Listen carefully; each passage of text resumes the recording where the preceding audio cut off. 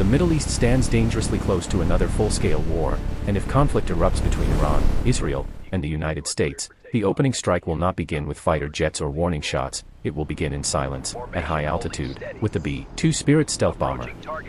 Designed at the height of the Cold War to penetrate the Soviet Union's most advanced air defenses, the B-2 remains one of the most survivable and strategically decisive aircraft ever built. With its flying wing design, radar-absorbing skin, and near-invisible radar signature, it can slip through layered missile networks, bypass early warning radars, and strike the most heavily protected targets without ever being seen. Unlike conventional bombers, the B-2 can fly over 6,000 nautical miles without refueling, carry both conventional and nuclear payloads, and deploy precision-guided bunker-buster munitions capable of destroying deeply buried facilities, the kind often associated with hardened nuclear infrastructure. In a war scenario, the strategy would be brutally efficient: stealth penetration, destruction of radar nodes, elimination of missile launch sites, and paralysis of command centers before defenses even understand what happened. Iran's layered systems, from long-range surface-to-air missiles to mobile radar units, are built for saturation warfare, but stealth changes the equation entirely. Once radar coverage collapses, follow-on aircraft operate with near immunity. The true twist is this: wars are no longer decided by who fires more missiles, but by who controls the first invisible strike. And if B-2 bombers are deployed, the battlefield could be decided before sunrise. If the B-2 Spirit enters a Middle East war, the goal would not be symbolic retaliation but rapid strategic paralysis. Iran's defense doctrine depends on layered surface-to-air missiles, mobile launchers, underground storage sites, and dispersed command centers designed to survive conventional air raids. The B-2 was built to defeat exactly that kind of system. With an extremely low radar cross-section and advanced radar-absorbing materials, it can penetrate contested airspace without triggering most early warning networks, striking from high altitude with precision-guided munitions before defenders fully understand what is happening. Its most decisive capability is the ability to carry massive bunker-buster bombs like the GBU-57, capable of destroying deeply buried facilities protected by reinforced concrete and mountain terrain, targets that standard strike aircraft would struggle to neutralize. In a real conflict, the first wave of B-2 operations would likely focus on dismantling long-range radar arrays, crippling integrated air defense nodes, eliminating hardened missile storage sites, and disrupting command and control infrastructure in a single coordinated sequence.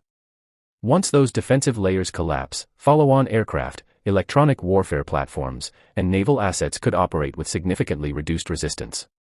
The psychological shock would be just as powerful as the physical destruction. When strategic assets disappear overnight without visible attackers, decision-making slows, coordination weakens, and deterrence fractures.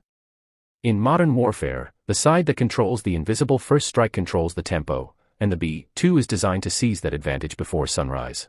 But the most dangerous part of this scenario is what happens after the first invisible strike, because a B-2 attack would not end the war, it would only open the door to something much bigger.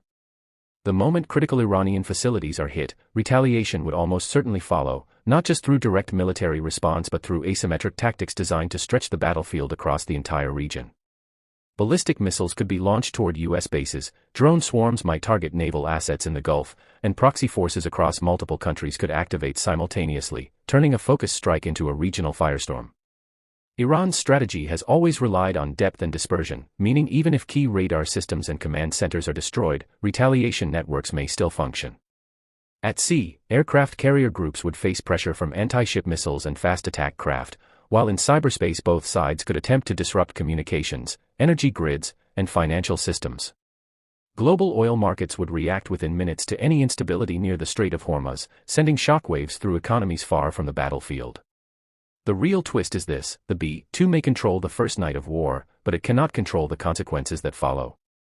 In modern conflict, power is not just about precision strikes, it is about managing escalation. And once that line is crossed, containing the fallout becomes far more difficult than launching the strike itself. And if the conflict reaches this stage, the final phase would no longer be about single strikes or isolated retaliation, it would become a contest of endurance, intelligence dominance, and strategic patience. After initial stealth operations and counterstrikes, both sides would shift toward sustaining pressure while avoiding total escalation. The United States would rely on persistent surveillance from satellites, drones, electronic intelligence platforms, and carrier-based aircraft to track missile movements, command relocations, and proxy activity in real time. Iran, on the other hand, would lean heavily on mobility, deception tactics, underground infrastructure, and regional alliances to complicate targeting cycles and stretch response timelines. Missile defense systems would be tested repeatedly, naval formations would constantly reposition to avoid predictability, and cyber operations would attempt to blind or mislead decision-makers. At this point, the battlefield would expand beyond geography, economic sanctions would tighten, oil supply routes would become strategic leverage, and diplomatic channels would operate quietly behind the scenes to prevent uncontrolled escalation. The true measure of power would not be who strikes harder, but who maintains operational tempo without exhausting resources or triggering wider international intervention. A prolonged confrontation could reshape alliances, shift regional balances, and redefine deterrence standards for years to come. The ultimate twist is that modern warfare is no longer decided by a single decisive battle, it is decided by resilience. The side that adapts faster, protects its infrastructure longer, and controls the narrative globally may shape the outcome more than the side that fires the first missile. And now imagine this: after stealth bombers pierce the night, missiles streak across the sky, drones swarm above strategic waters, and global markets shake within minutes, the real battle shifts from explosions to endurance. Intelligence networks race to track mobile launchers, cyber units attempt to blind radar grids, naval fleets reposition to avoid becoming predictable targets, and political leaders weigh every move knowing one miscalculation could expand the war beyond control. Energy routes become pressure points, alliances are tested under fire, and every headline influences public perception across continents. In this phase, victory is not about who strikes first, but who sustains pressure without collapsing economically, militarily, or diplomatically. The side that controls information, protects supply chains, maintains morale, and adapts faster than its opponent ultimately shapes the outcome.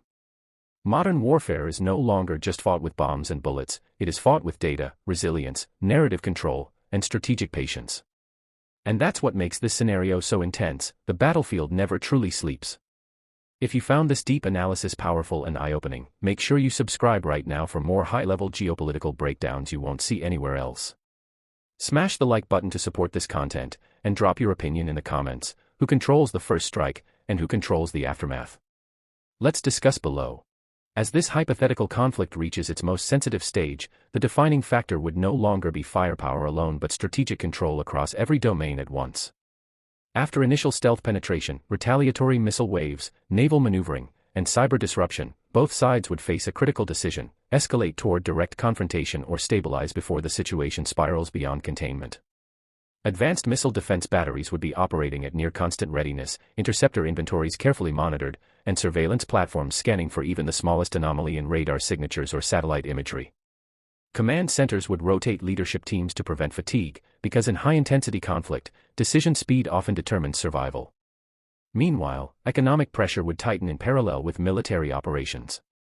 Energy markets would fluctuate sharply at the slightest threat to major shipping routes, insurance costs for commercial vessels would rise, and global supply chains would begin adjusting in real time. Cyber units could attempt to disrupt financial networks or communications infrastructure, adding another invisible layer to the confrontation. Regional allies might increase readiness levels, deploy additional assets, or quietly push for de-escalation through diplomatic back-channels. The ultimate reality is this: modern conflict is not a single explosion but a sustained contest of systems, military systems, economic systems, information systems, and political systems all interacting simultaneously.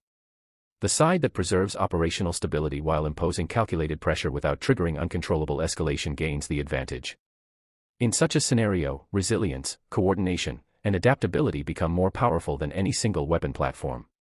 And that is what truly defines the balance in a high-stakes geopolitical showdown. And in the end, the final chapter of such a conflict would not be written by the loudest explosion, but by the side that understands when to stop. After waves of stealth strikes, missile retaliation, naval brinkmanship, cyber disruption, and economic shock, both powers would stand at a crossroads, escalate further into a prolonged regional war, or recalibrate before the cost becomes irreversible.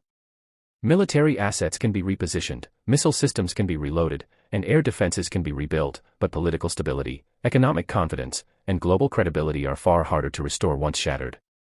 Behind closed doors, diplomatic channels would likely intensify, intelligence agencies would reassess red lines, and strategic planners would evaluate whether objectives were truly achieved or merely demonstrated.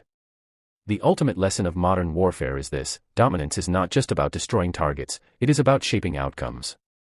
A single stealth operation can shift momentum, but long-term power belongs to the side that maintains alliances, controls escalation, protects its economy, and preserves deterrence without triggering uncontrollable consequences. In today's interconnected world, every missile launch echoes through markets, media, and political systems within minutes. So the real ending isn't fire in the sky, it's the fragile balance that follows. Because in modern geopolitics, survival isn't claimed by the first strike, it's secured by the smartest strategy.